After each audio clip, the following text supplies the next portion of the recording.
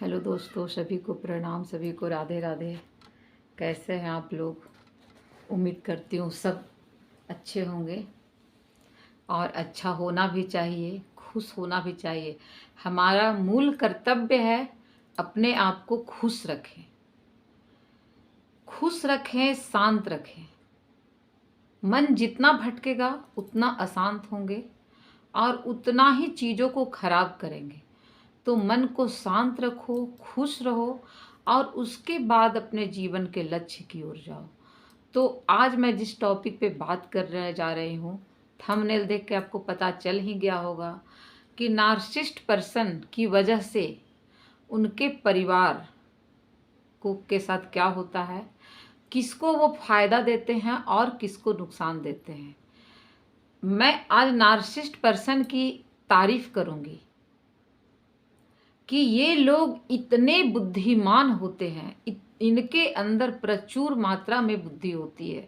अगर ये अपना बुद्धि को सही जगह इस्तेमाल करे, अपने पत्नी अपने बच्चों को संवारने में इस्तेमाल करे, तो वो उन्हें कहाँ से कहाँ तक ले जाएंगे। इनके अंदर बेशुमार टैलेंट होता है, लेकिन वो टैलेंट इनका दबा का दबा रह जाता है, क्योंकि वो उस टैलेंट को ये निकालते हैं, लेकिन निकाल के उसके ऊपर इतना गंदगी डाल देते हैं। बस यही इनकी सब प्रॉब्लम्स है। प्रॉब्लम इनकी यही है। टैलेंट तो प्रचुर मात्रा में इनके अंदर होती है कि आप सोच भी नहीं सकते हो, और इसी का मैं भुक्तभोगी हूँ। मुझे लगता था कि बाप रे, मेरे हस्बैंड के अंदर तो इतना टैलेंट है, चलो मुझे नौकरी नहीं करने देंगे तो कोई बात नहीं। मेरा एक ही स्वाभिमान था, सेल्फ रिस्पेक्ट, आत्मनिर्भर। क्योंकि मैं बहुत ही गरीब परिवार से थी, ऐसा नहीं मैं खानदानी गरीब थी, मैं भी बहुत अच्छे घर से थी। ज़मीन जायदाद बहुत था, मेरे दादा भी बहुत बड़े अफसर थे, लेकिन परिस्थितियाँ बीच बीच में बिगड़ जाती है। तो मैं काफ़ी समझदार थी, कहीं से भी मैं कहीं जा सकती हूँ, इतना मेरे अंदर टैलेंट था। और मैं 10th क्लास में थी तभी से मैं अर्न करना शुरू कर दी थी।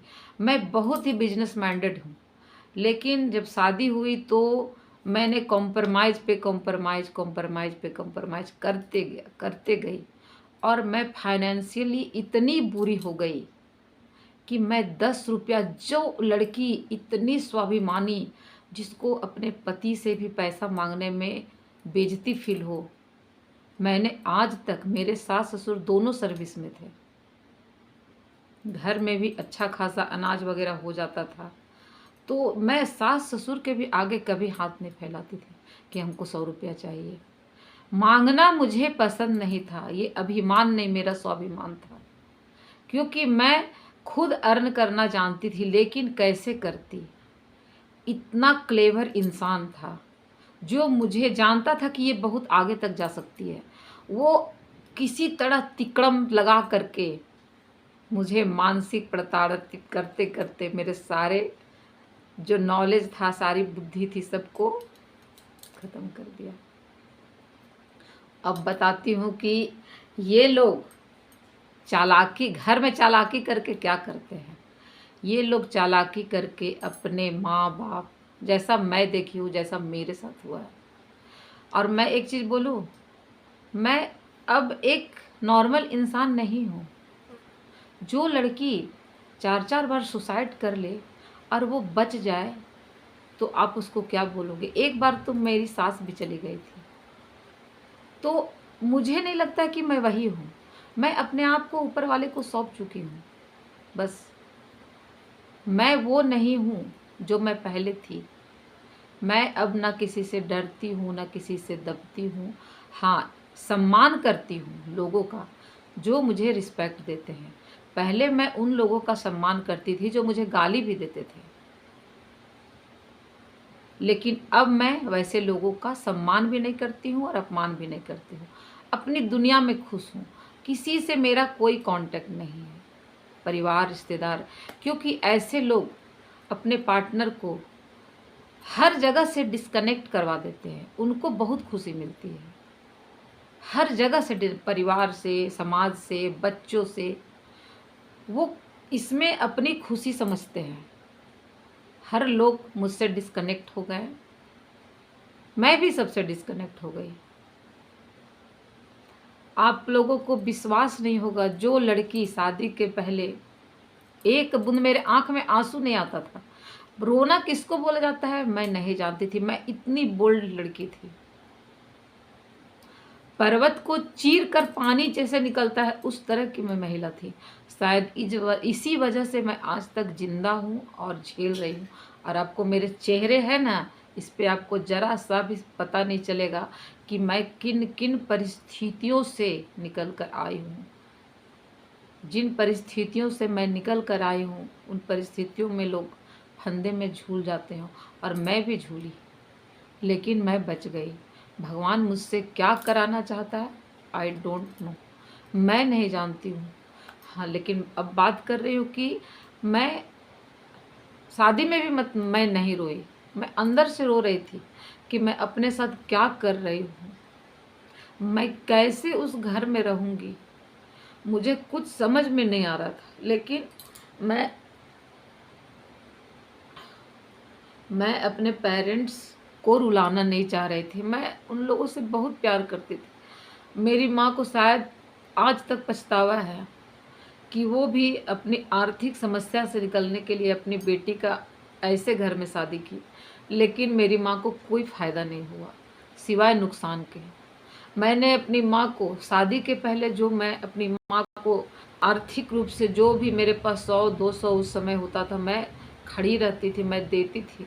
लेकिन शादी के बाद मैंने अपनी माँ को कभी 1 रुपये से मदद नहीं किया। इतने भयानक परिस्थिति मेरे घर में आई, लेकिन मैं कहीं भी उन लोगों के लिए खड़ी नहीं रही। मैं अपने आप को मार चुकी थी कि मैं जिंदा हूँ ही नहीं। मैं अपने आप को ऐसा समझ ली थी। मुझे किसी तरह 3 बच्चों को पाल करके बड़ा करना है, लेकिन सब कुछ गड़बड़ हो गया। ये मैनिपुलेटिंग इंसान कोई भी मेरे घर आवे, बच्चे को उसके सामने इतना इंसल्ट करता था, इतना इंसल्ट करता था। मैं मेरे बच्चों के लिए जी रही थी। मैं अपना सपना उन लोगों में डाल चुकी थी। मैं सुबह उठ के बच्चों को उन लोगों का होमवर्क करवाती, खाना भी बनाती, घर का भी काम करती।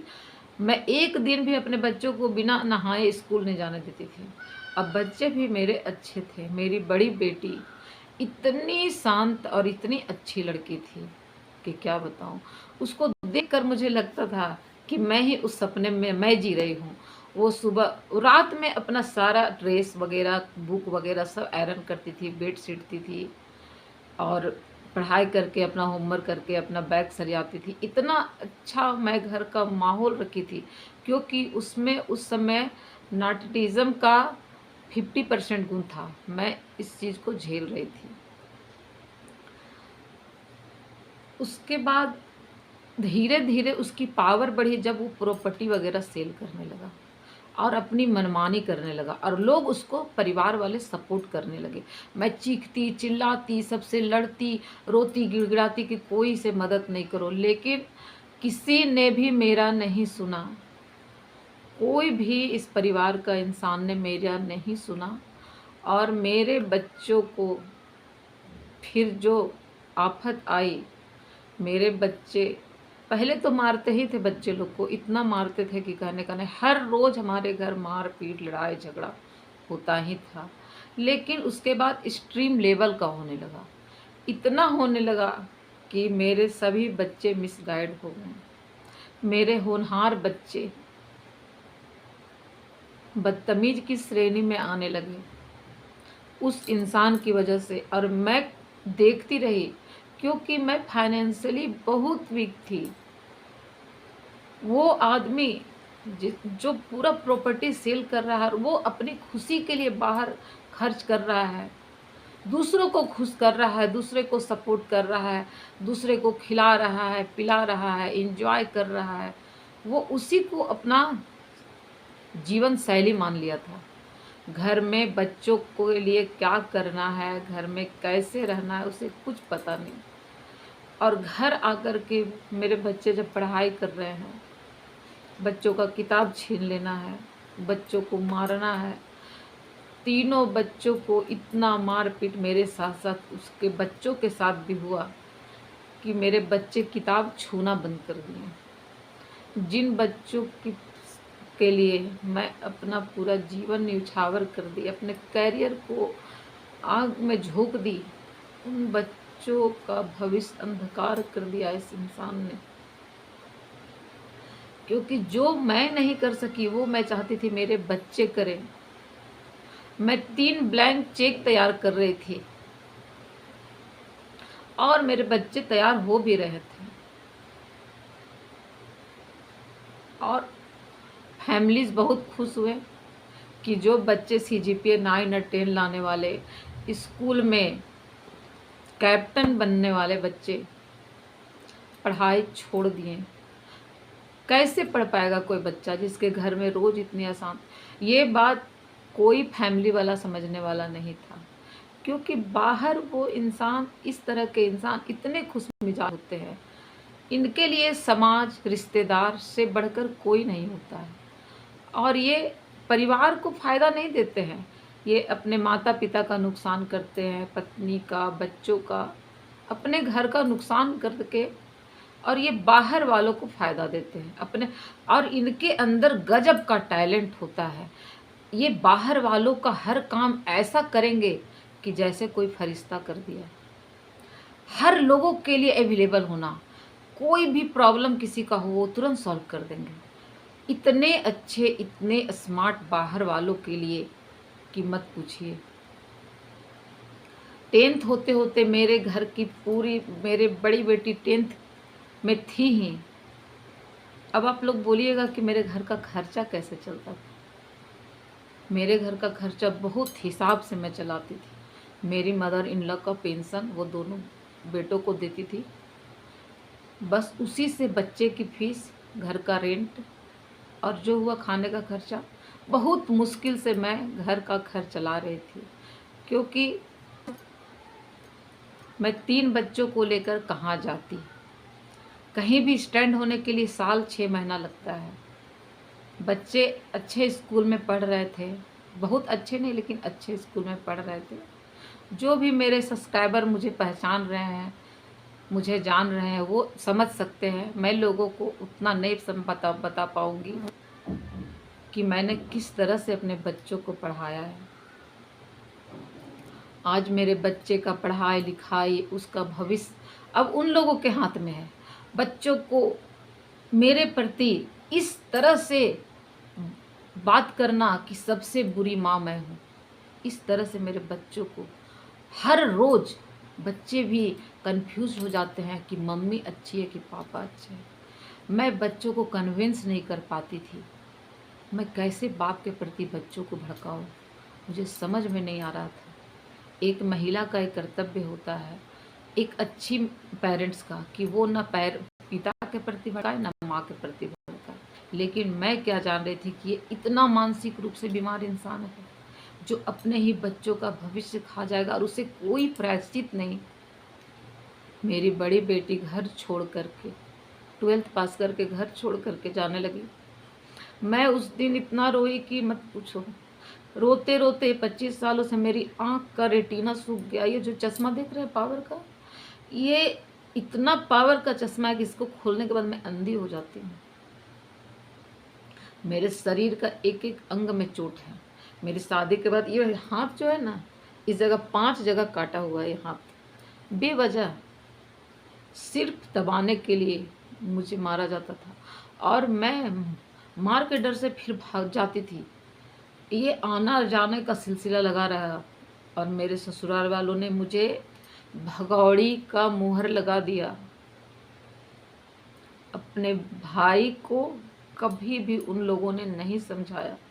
अब मुझे कोई परवाह नहीं कि कोई सुने क्या बोले, मैं उस लेवल से ऊपर आ गई हूँ, मुझे कोई फर्क नहीं पड़ता है। पहले एक समय ऐसा था कि मैं मार खा के चुप हो जाती थी, लोग क्या कहेंगे कि मैं मार खाती हूँ। आज मुझे उस इंसान ने मेरा लेवल यहाँ कर दिया। मैं हर परिस्थिति से लड़ने के लिए तैयार हूँ।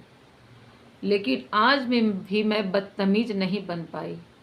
जिसको जो बोलना है वो बोलो, मेरा समय तुम्हें जवाब देगा।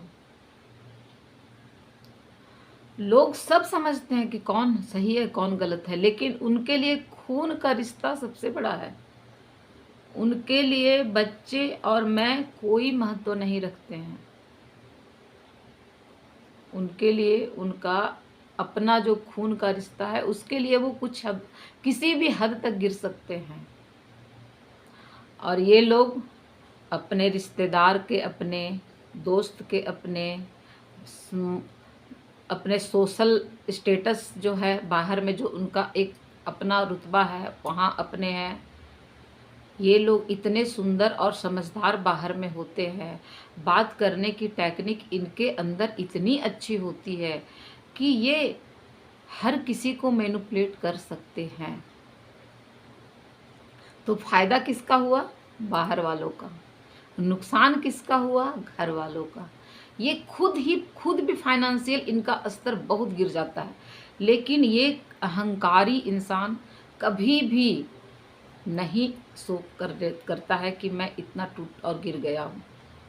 इसे इस तरह के इंसान को, सॉरी गाइज लाइट चली गई है, मैं यहीं वीडियो को ख़त्म करती हूँ। सभी को प्रणाम, सभी को राधे राधे।